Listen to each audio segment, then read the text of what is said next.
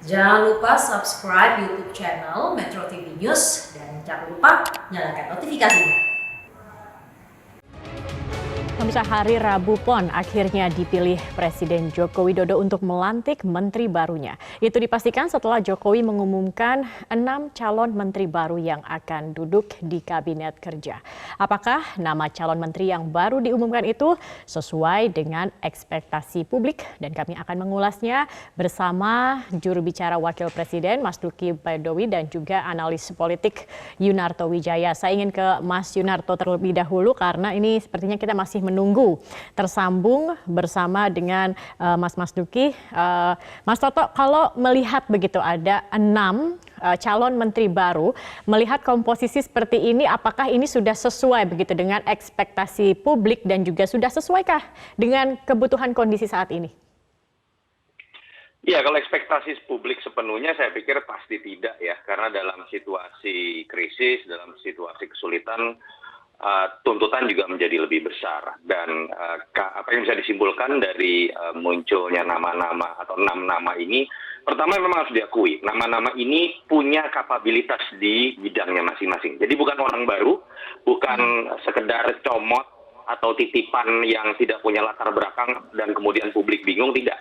Dari seorang wali kota yang berhasil, dari orang yang memang pernah menjadi menteri perdagangan, dari mantan cawapres lawan Jokowi, dari mantan wamen di bidang pertahanan. Jadi orang-orang yang Budi Sadikin juga misalnya yang pernah menjadi wamen juga. Jadi orang-orang yang sebetulnya sudah punya pengalaman secara birokratis dan punya modal juga secara politik. Memang pro kontranya lebih kecil dibandingkan kalau misalnya dengan nama-nama yang diganti. Itu kan nama-nama yang banyak memunculkan pro dan kontra, entah tidak dikenal atau memang dianggap tidak cocok dengan jabatan. Namanya tidak baru, tetapi untuk pos-posnya sudah sesuai belum ini, Mas Toto? Iya, kalau kita bicara mengenai Risma dan Sandiaga Uno misalnya mewakili partai, saya pikir Jokowi mainkan strategi yang cukup cerdas ya. Di satu sisi kita melihat bahwa dua partai besar ini tidak kehilangan porsi jatah dagang sapinya, tapi di sisi lain publik cenderung lebih bisa menerima. Nama Risma, Mensos tentu saja dianggap cocok dengan bagaimana dia melayani publik di Surabaya. Sandiaga Uno tentu saja dibanding Mas Tama memang dianggap memiliki pengalaman lebih dan sisi politik lebih kuat juga begitu ya. Tapi di sisi lain misalnya ada nama-nama yang juga memancing perdebatan dan pro dan kontra. Misalnya Mas Budi Sadikin, kita tahu bukan berasal dari latar belakang kedokteran. Baik, Mas Toto, nanti kita bahas lebih lanjut begitu ya, satu persatu nama yang akan menjadi calon menteri ini. Tapi saya ingin ke Mas Duki dulu. Mas Duki, kalau kita melihat begitu ini sudah ada 6 nama calon menteri, tapi kita ingin tahu di balik layarnya, di belakangnya, bagaimana kemudian proses antara Presiden Joko Widodo dan juga termasuk Wakil Presiden menggodoknya, membahasnya, hingga akhirnya muncul 6 nama ini. Bagaimana Mas Duki? Ya, terima kasih. Assalamualaikum warahmatullahi wabarakatuh. Waalaikumsalam warahmatullahi wabarakatuh. Ya, jadi memang kalau kita bicara proses ya, saya kira Wapres dalam 2 hari terakhir ya cukup sibuk, terutama yang kemarin ya. Jadi kemarin pada hari Senin itu Wakil Presiden diajak berbicara 4 mata oleh Presiden ya, jam 10 sampai pukul 11. Lantas kemudian juga sore harinya itu pukul 2:30 sore sampai pukul 3:30 itu juga masih belum selesai pembicaraan dan terakhir kemarin diselesaikan. Jadi memang dinamikanya tentu saja ya banyak hal ya, ramai dibicarakan mengenai misalnya siapa Menteri Agama gitu kan. Ada sejumlah kandidat katanya, kata Wapres yang diceritakan itu, kemudian juga Menteri Sosial dan seterusnya. Dan memang pembicaraan terkait dengan reshuffle kabinet itu sudah lama banyak orang tanya ya kepada Wakil Presiden, tetapi Wakil Presiden tidak pernah memberikan komentar apapun, bahkan sampai sekarang Wakil Presiden juga tidak memberikan apapun karena memang hanya semata-mata beliau sebagai Wakil Presiden ya diajak berembuk dan beliau memberikan saran-saran dan pendapat, dan akhirnya seperti itulah jadinya yang tadi saya kira respon dari masyarakat cukup baik ya terhadap komposisi dari 6 orang yang dipilih sebagai calon menteri. Saya kira respon yang positif itu alhamdulillah kita. Baik, Mas Duki, kita melihat komposisinya memang ini cukup menarik begitu ya, terutama untuk posisi Menteri Agama. Mungkin namanya kemarin tidak banyak terdengar akan menduduki posisi Menteri Agama, dan juga latar belakang NU ini akhirnya juga kembali menjadi atau kembali menempati posisi Menteri Agama. Apa sebenarnya yang menjadi pertimbangannya? Tetapi dijawabnya nanti, Mas, karena kita harus jeda dulu. Pemirsa, kami masih akan kembali dengan perbincangan ini. Tetap bersama kami di Prime Time.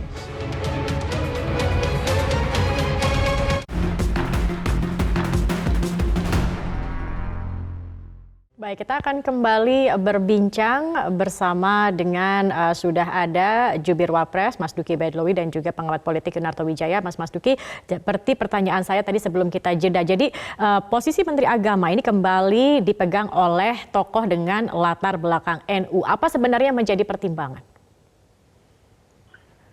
Ya, sebenarnya kan memang secara tradisional ya, Menteri Agama itu yang banyak sejak dulu-dulunya itu dari Nahdlatul Ulama.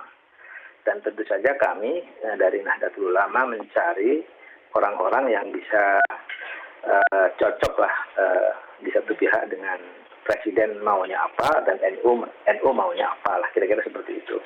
Lalu dicarilah mengenai baik integritas, pengalaman dan seterusnya. Ya ketemulah akhirnya pada figur Ketua Umum Ansor, Gus Yakut. Dan Gus Yakut saya kira track record-nya ya cukup luar biasa menurut saya, karena dia juga di anggota DPR hampir 2 periode, cukup saya kira. Pengalaman di Ansor juga lumayan bagus. Jaringan keulamaannya juga lewat Ansor juga teruji gitu.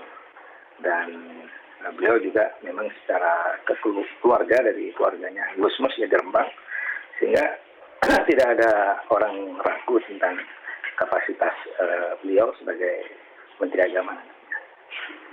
Oke, jadi itu pertimbangan-pertimbangan yang kemudian akhirnya dipilih Yakut Holil Qomas ini untuk menduduki sebagai posisi Menteri Agama, begitu ya Mas Duki. Nah, nama-nama lain juga yang menarik ini yang kemarin santer selain Tri Risma hari ini adalah Sandiaga Uno. Tetapi kemarin yang banyak terdengar ini Sandiaga Uno akan menduduki posisi sebagai Menteri Kelautan dan Perikanan. Tetapi kita lihat, kita dengarkan tadi ketika diumumkan posisinya sebagai Menteri Pariwisata dan Ekonomi Kreatif. Mas Toto, bagaimana Anda melihat dari misalnya satu contoh ini begitu?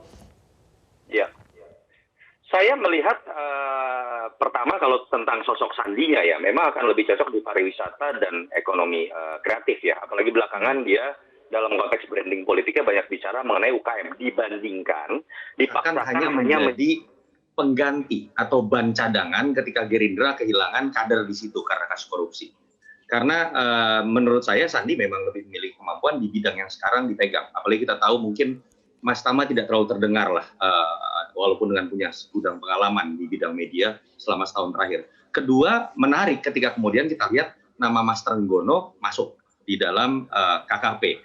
Kan Mas Trenggono ini kan bisa dilihat dari 2 latar belakang ya, dianggap dekat dengan PDI Perjuangan, tapi kemudian juga otomatis selama setahun pernah bekerja dengan Pak Prabowo, sehingga kemudian dalam konteks politik memang nama ini cenderung akan bisa diterima. Jadi memang Jokowi suka atau tidak dalam konteks catur politik ini berhasil memainkan dengan lebih manis gitu ya.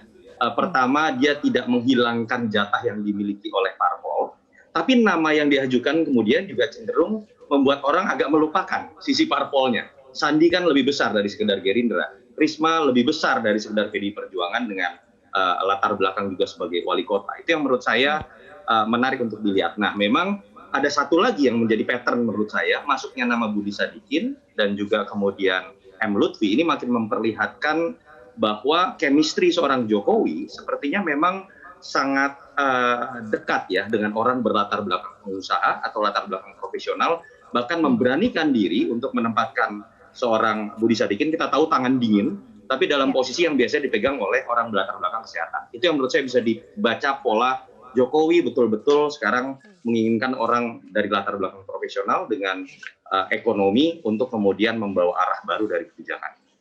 Oke, baik. Tadi kalau melihat dari sisi stabilitas dengan komposisi seperti ini apakah akan lebih stabil begitu sampai nanti 2024 mendatang? Tentu saja periode kedua ini nggak bisa kita nilai dalam jangka waktu yang terlalu panjang ya, Zakia. Kita tahu zaman SBY bulan madunya juga hanya 2 tahun, 3 tahun, bahkan beberapa kali akhirnya terjadi reshuffle. Faktor politik masih lebih keras di periode kedua.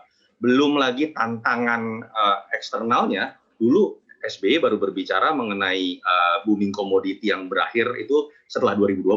Jokowi 3 bulan madunya langsung selesai, langsung menghadapi pandemi. Jadi menurut saya bukan tidak mungkin reshuffle akan lebih sering terjadi dibandingkan dengan periode pertama, baik karena faktor politik ataupun tuntutan yang lebih besar dari sisi kapabilitas. Nah, minimal reshuffle pertama menurut saya menjanjikan orang-orang yang memang sudah punya latar belakang dan uji coba orang-orang yang tidak dikenal minimal agak perlahan bisa dikikis lah dengan adanya reshuffle sekarang. Oke, baik. Terima kasih Mas Yunarto Wijaya dan juga Mas Duki Baitlawi sudah bergabung bersama kami. Esok kita akan nantikan bersama begitu ya pelantikan dari calon menteri baru ini di Rabu Pon begitu. Baik, terima kasih sudah bergabung bersama kami.